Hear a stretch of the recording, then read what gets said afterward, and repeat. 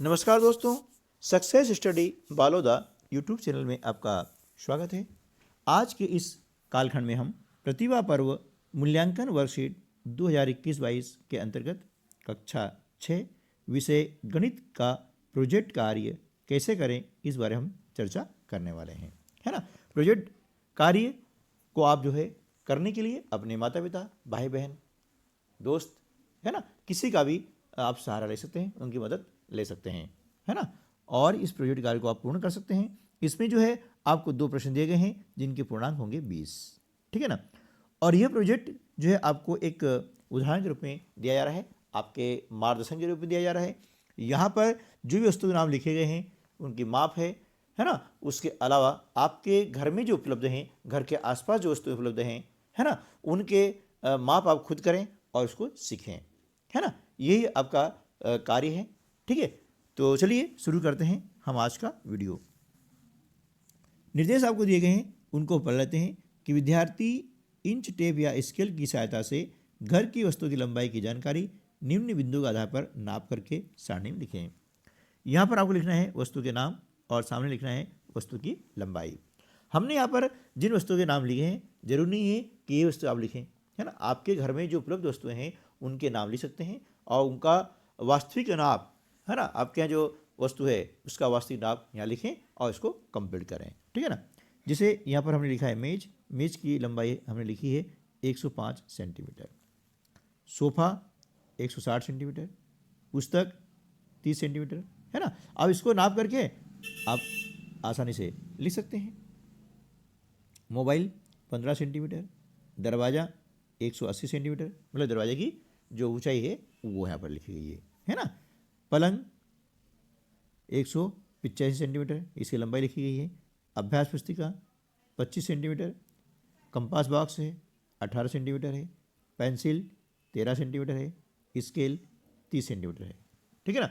तो ये इस प्रकार की जो इसकी लंबाई है वो आप भी लिख सकते हैं। अब क्या करना है कि 1 मीटर से छोटी वस्तुओं के नाम एवं उसकी लंबाई लिखनी है। अभी आपने जो लिखा हुआ है उन वस्तुओं में से देखना है कि 1 मीटर से छोटी कौन सी है ना। उनके हम नाम यहाँ पर लिख देंगे। तो हम देख रहे हैं पुस्तक, इसकी लंबाई है 30 सेंटीमीटर, मोबाइल इसकी लंबाई है 15 सेंटीमीटर, है ना। अभ्यास पुस्तिका यानी आपकी नोटबुक, है ना, जिसे आप कॉपी बोलते हैं, वो कितनी है 25 सेंटीमीटर लंबी है। कंपास बॉक्स आपका 18 सेंटीमीटर है ना, मेरा ज्योमेट्री बॉक्स, ठीक है ना। पेंसिल 13 सेंटीमीटर है, ठीक है ना। अब क्या करेंगे कि 1 मीटर से लंबी वस्तुओं के नाम और उसकी लंबाई लिखे हैं, है ना। अभी हमने बहुत सारे नाम लिखे हैं, उनमें से हम शॉर्ट आउट करेंगे कि 1 मीटर से लंबी कौन कौन सी वस्तु हैं। जैसे मेज, इसकी लंबाई है 105 सेंटीमीटर है, ठीक है ना। सोफा, इसकी माप है, लंबाई है 160 सेंटीमीटर। दरवाज़ा, इसकी लंबाई है 180 सेंटीमीटर है। पलंग 185 सेंटीमीटर और पेटी 110 सेंटीमीटर, ठीक है ना। इस प्रकार से आप यहाँ पर ये जो सारणी है ये फिलअप आप कर सकते हैं, तालिका को फिलअप कर सकते हैं। प्रश्न क्रमांक 2, आप बाजार से निम्नलिखित 5 खाद्य सामग्रियों का मूल्य पता कीजिए। ज्ञात मूल्य की सहायता से 5 किलोग्राम, 2 किलोग्राम, 500 ग्राम और 250 ग्राम सामग्री खरीदने में कितने रुपए लगेंगे, सारणी में भरिए। तो देखिए, मेरे यहाँ जो उपलब्ध सामग्री है ना, उनके जो भाव है ना, मूल्य हैं, हमने यहाँ पर लिख दिए हैं। अब आपके यहाँ ये मूल्य अलग हो सकते हैं, तो आप क्या करें कि यहाँ पर आपके यहाँ जो भी मूल्य है वो मूल्य लिखें और उसके अनुसार नीचे की सारणी को फिलअप करें, ठीक है ना। तो चलिए, जैसे एक खाद्य सामग्री है गेहूँ। अब गेहूँ का जो मूल्य है प्रति किलोग्राम यानी 1 किलोग्राम का मूल्य है 20 रुपया। चावल, इसका 1 किलोग्राम का मूल्य है 16 रुपया। शक्कर का 40 रुपया, तुअर दाल का 100 रुपया। अब आपके यहाँ जो है इसका मूल्य अलग अलग हो सकता है, तो जो मूल्य हैं आप वही लिखें, है ना, ठीक है। और उसके अनुसार नीचे क्या करें कि एक सारणी दी गई है, इस सारणी को फिलअप करना है, ये वाला, ठीक है ना। जैसे गेहूँ, अब गेहूँ का जो है मूल्य 1 किलो कितना है 20 रुपये है, तो 250 ग्राम यहाँ पर है ना, यानी 250 ग्राम, है ना, जिसे हम बोलते हैं 250 ग्राम। और बोलचाल भाषा में 1 पाव बोलते हैं। क्या बोलते हैं? 1 पाव। 1 किलो में 4 पाव होते हैं, तो 20 में हम क्या करेंगे 4 का भाग लगाते हैं, है ना। तो 4 पंजे 20, तो 250 ग्राम जो गेहूँ है उनका मूल्य कितना हो जाएगा, 5 रुपये हो जाएगा। हमने यहाँ लिख दिया 5, ठीक है ना। अब 500 ग्राम है तो 250 ग्राम का दुगुना होता है 500 ग्राम, ठीक है ना। तो इसका डबल हो जाएगा, 5 दूनी 10, ये 2 गुना कर देंगे तो 10 हो जाएगा। अब 500 ग्राम का मतलब होता है आधा किलो। क्या होता है, आधा किलो।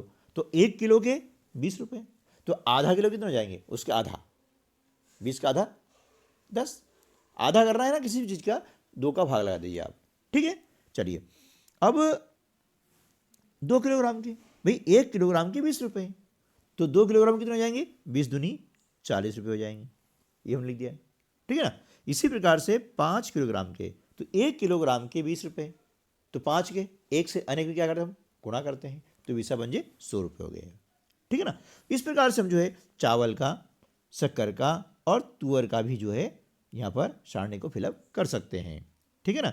देखिए अब चावल क्या भाव है, 16 रुपये किलो है, तो 250 ग्राम का कितना हो जाएगा, 4 रुपये हो जाएगा, है ना। 250 ग्राम यानी 1 पाव, और 1 किलो में बेटा 4 पाव होते हैं, है ना। जब भी 1 किलो का भाव हो और 1 पाव निकालना हो ना, 4 का भाग लगा दिया करो, बिल्कुल उत्तर सही हो जाएगा, ठीक है। तो 16 रुपये किलो, 1 पाव का कितना, 1 पाव यानी 250 ग्राम यानी 250 ग्राम, ठीक है ना। ये सभी याद होना चाहिए। जो हमारे बोलचाल में जो माप चलता है या नाम चलता है वो नाम भी याद रखें, और जो मानक नाम है गणित का वो भी याद रखें, ठीक है, ताकि कहीं पर हमको कन्फ्यूजन पैदा ना हो। अब 500 ग्राम, 500 ग्राम का मतलब होता है आधा किलो, है ना। तो 16 का आधा कितना हो जाएगा, 8, ये हमने लिखा 8, है ना। अब 2 किलोग्राम, भाई 1 किलोग्राम चावल का मूल्य कितना है, 16 रुपया है, तो 2 कितना हो जाएगा, 16 दूनी 32 रुपया हो जाएगा, ठीक है ना। और 5 किलोग्राम का, तो भैया 16 में 5 गुणा कर दो, तो 16 5 80, है ना। एक से अनेक का निकालना हो ना तो गुणा कर देंगे, और अनेक से एक निकालना है तो भाग, ठीक है ना। छोटी इकाई कर रही है तो भाग, जैसे अभी ग्राम में निकालना है तो भाग लगाना पड़ेगा, ठीक। चलिए अब इसी प्रकार से शक्कर का लेते हैं। अब शक्कर जो है 1 किलोग्राम शक्कर का मूल्य 40 रुपया है, तो 250 ग्राम का कितना हो जाएगा, 10। अब तो आप खुद कर सकते हैं, 500 ग्राम का इसको दुगना कर दो, 10 का 20 यानी 2 पाव हो गए, 500 ग्राम यानी 2 पाव, आधा किलो, एक ही बात है ना। ये तीनों का मतलब क्या है वो हमें याद रखना है। 500 ग्राम बोले कोई आधा किलो बोले, है ना, ठीक है, या 2 पाव बोले, तीनों का मतलब एक ही होता है बेटा, ये आपको कन्फ्यूजन नहीं होना है। और साधारण बोलचाल भाषा वाले शब्दों का भी और मानक शब्दों का भी उपयोग करना है और सीखना है, ठीक है ना। अब 2 किलोग्राम का कितना हो जाएगा, 80, 5 किलोग्राम का 200, है ना। इसी प्रकार से तुअर दाल का भी आप लिख सकते हैं, 100 रुपये किलो तुअर दाल है, 250 ग्राम कितना हो जाएगा, 25 रुपया, 500 ग्राम का 50, 2 किलोग्राम का 200 और 5 किलोग्राम का 500, ठीक है दोस्तों।